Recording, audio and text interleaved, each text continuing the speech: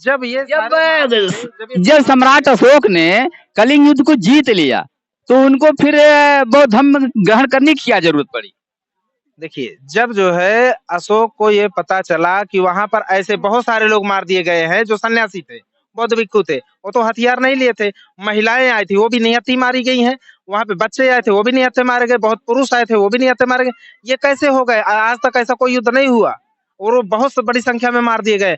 तो सम्राट अशोक को ये बात जानकर के मालूम चलता है कि निहत्थे लोग मारे गए हैं अपनी मातृभूमि की रक्षा के लिए, प्रेम के लिए, और निहत्थे लोग हैं खास तौर से, तो उनका हृदय वहां से जो है परिवर्तित हो जाता है, द्रवित हो जाता है। ठीक है, अभी हमारे बीच में भिक्खु आलर कलाम जी से बात हो रही थी, जिन्होंने बताया कि निहत्थे लोगों की हत्या को देख करके उनका हृदय जो है परिवर्तित हो गया। हमारे बीच में भंते स्वर्ण रतन जी हैं, हम इनसे जानना चाहेंगे।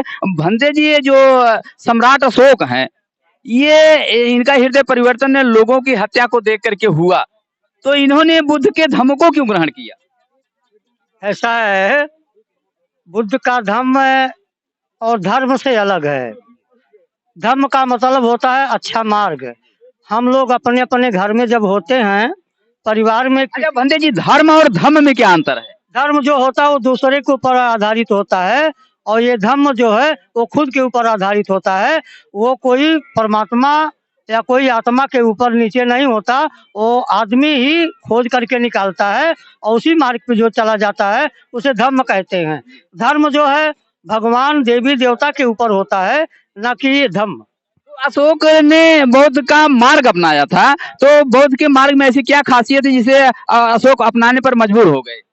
मैं जैसे हम लोग हैं, आप लोग हो, परिवार के लोग, घर में जब कोई गड़बड़ी हो जाती है तो जो घर का गार्जियंस होता है उसे कभी कभी ऐसा लगता है कि मुझे शांति की तलाश है। होता है कि नहीं होता है? तो ऐसे जब अशोक ने देखा कि मेरे ही द्वारा इतने लोग मार दिए गए, तमाम लोग अस्पताल में भर्ती हुए, तो जो एक 16 साल के भिक्षु थे वो उसी लाशों पे चलते हुए जा रहे थे। तो सम्राट अशोक अपने महल से देख रहा था कि मैं गर्वित हूँ, और ये कौन से ऐसे महामुनि हैं जो कम उम्र में लाशों को लागते हुए जा रहे हैं और इनके चेहरे पर किसी प्रकार का शिकन नहीं है। तो वो प्रभावित हुए उनसे और आके पूछा कि आप कौन हैं? तो उन्होंने परिचय दिया कि मैं भगवान बुद्ध के धम्म को लेकर के चल रहा हूँ, मेरा नाम फला है। तो उन्होंने कहा कि मैं बहुत अशांति हूँ, शांति कहाँ मिलेगा? तो भंते जी ने कहा कि कहीं किसी प्रकार का कोई दुख नहीं है।